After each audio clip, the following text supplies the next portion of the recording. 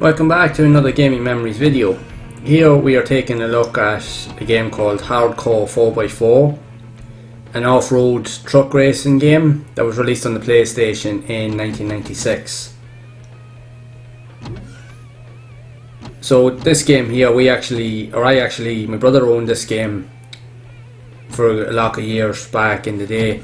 We had actually gotten this, we had our own PlayStation about a year, and the following Christmas, it was around Christmas 1998, and my brother Martin had actually gotten a couple of games. Now he wouldn't have been into playing games as much on the PlayStation, but there was a couple of games that he was really into, and he ended up getting this here because he played in one of his mates' house and he actually loved it, and he wanted this game here. So he ended up getting this here, and he got another game called Pitfall 3D. So he ended up getting those two. So they were games that he was playing for quite a while. And I remember actually, now I never experienced this game until he actually had gotten it. And I remember actually playing it on Christmas morning, the morning that he actually got it. And I actually thought it was really, really good. There is a total of 6 tracks, and you have a number of different types of trucks that you can drive, each with their own characteristics and handling physics and so forth. And graphically, for its time, it was actually quite a good game. Definitely graphically better than a lot of other games or racing games, or especially off-road type of games for that time period. And had really good kind of like handling physics along with mechanics, and it kind of like say with the graphics and that as well. The one thing that was kind of a bit annoying with the game is that the tracks were long enough, but they were very linear and they were short. They were very, very narrow, so you didn't really you could have loads of parts of it that were widened out and then get narrow very fast. So if you got overtaken by a lot of trucks, it's very hard to try and regain your place, so you nearly have to try and get into first place as soon as possible within the race, if at all possible. It took a bit of getting used to, I will admit, with the handling, because it is fairly realistic for that time for what it was doing, because it was off-road racing and you were driving at speed. The car would be bouncing around like crazy. I will admit, I remember when I first played it, actually, it kind of made me feel like when I played Doom, it actually ended up getting motion sickness because there was so much going on, and it was tough because there was so much bouncing around. It would give you a headache the first couple of times I played it. So, but when I actually allowed myself to sit down with it, then after a while, once I got used to it, I actually started to really enjoy it. Again, I do like, even though the tracks are narrow, the layout of the tracks is really good, and you're going on to different types of terrain in and around different areas of each track, which is really cool. And it even though the handling can be very twitchy, but it adds to the overall fun of the game. And again, you can play in different difficulties depending on your skill level and so forth, but the game, even on the easiest difficulty, was tough anyway, because you'd never be able to really get too far away from your opponents. You could, if you got a good run at it, you could amass a decent enough lead, but if you made a couple of mistakes throughout the race, they wouldn't be long catching up on you. Let's just put it that way. So it definitely added a really good challenge. But I just like the overall style of the graphics in the game, especially like on the trucks, but especially on the environments as well for its time, because it was quite unique. Now I know this game, it did get mixed reviews back then, but it was definitely a really good off-road racer, and it was definitely a fun game to play. I remember myself and my brothers, we actually did have a good laugh actually playing this, and it was one of the first games as well that we had experienced as well driving, where it actually had like an in-car, like kind of like cockpit view. So that was different, but it was, again, that was actually harder. It was actually harder to play with that view than it was to play with behind the truck view, because again, with the constant bouncing around, as you can see here on the camera, you'd get a headache very quickly from it. it was hard to know really what was going on, but it was a cool feature all the same. And you could see that there was a little bit of a hint of realism in it there, having it there, even though it was more of an arcade style of game. Now I know that I had played the likes of Monster Trucks. I played a demo or two of it that was made by the same crowd that made the likes of the Destruction Derby series, but graphically that wasn't as good as this game. I actually thought this game graphically was a lot better, but the tracks in Monster Trucks were a lot wider.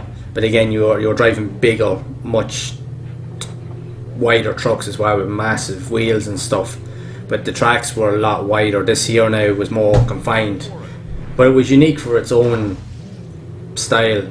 And I have to say, now I played this on and off over the years, even though it has a limit of only like say 6 tracks, but it's always a fun game to go back to and explore and experience every now and then. And I still do actually play this every so often, because I really enjoyed this when my brother had it back in the days on the PlayStation, because we had a good selection of games back then, and we were collecting games, and we'd always dig all of the games out.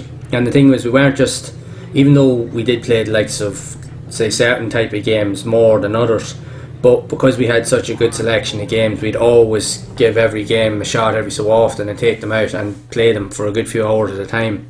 And then even our mates would come over and actually play them as well, and they enjoyed playing this as well, even though it was tough. But everybody that played it actually did enjoy it. Now I remember then you were able to get this game actually fairly cheap, so at the time I think it was around that time when my brother actually got it for Christmas, it was actually fairly cheap. I think it was, you could get it in the game store for about £10-15 Irish pounds at the time. So it was a good bargain based game. If you were looking for a half decent racing game to actually just, for cheap, this was a good game back in those days to pick up if you could afford it.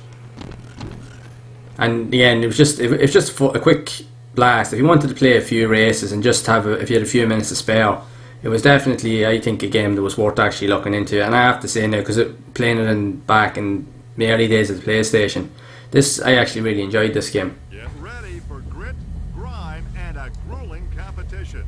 And if I'll be honest, actually, it's actually one of the off-road racing games that I would have played the most on the system, if I'll be honest, because I actually did genuinely go back and play this quite a bit. I actually did enjoy this.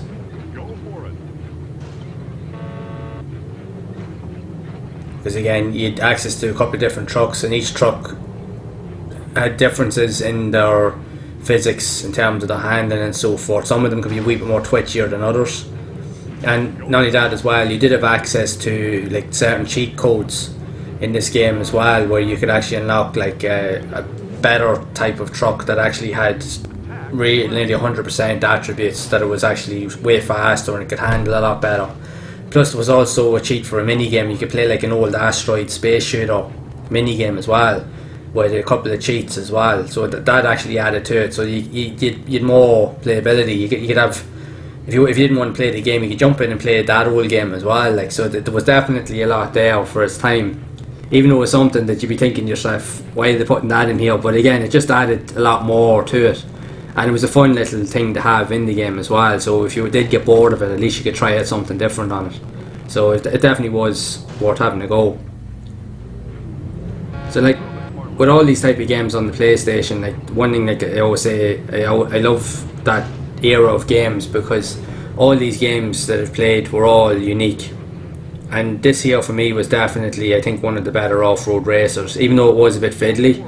But it was definitely one of the better off-road truck-based games for that time period, because graphically it was actually very, very good, and the physics on the trucks and stuff like that and how they handled, they were good, even though it was twitchy, but it felt really cool for its time.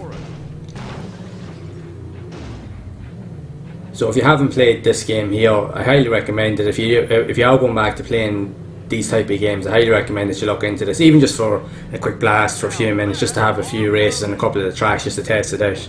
It definitely is worthwhile having a look into. Go for it. Because for me, the PlayStation era for me is my favourite era of video games, because there were so many unique games, even games that you didn't think that would never been considered all that great, and that probably didn't get good reviews in magazines, some of them were actually some of the best games I personally ever played, because they were so different, and they offered something that you never seen in other games, and the way they were executed was actually, like I said, it was beyond anything you'd ever seen at that point in time.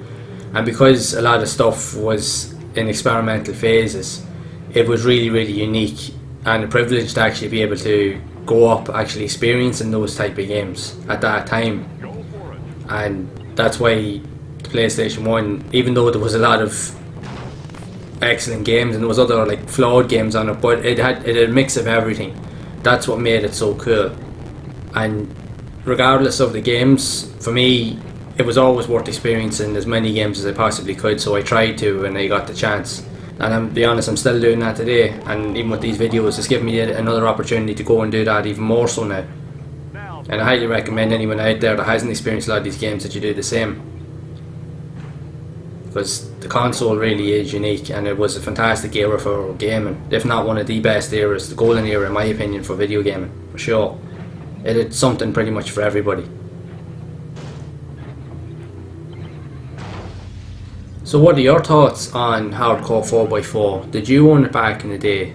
And if so, did you play it? And what did you think of it? Did you enjoy it? Make sure to let me know down in the comments and share your thoughts.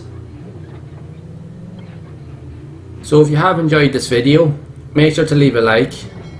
Also make sure to subscribe to the channel and hit that bell icon to be updated whenever I release more videos, as I will be releasing and looking back into playing more of these classic games, and all these games I would have actually grown up playing back in the day and experiencing them again, and also looking to experience other games I never got the chance to play back in the day, and sharing my thoughts and memories with everyone watching my videos.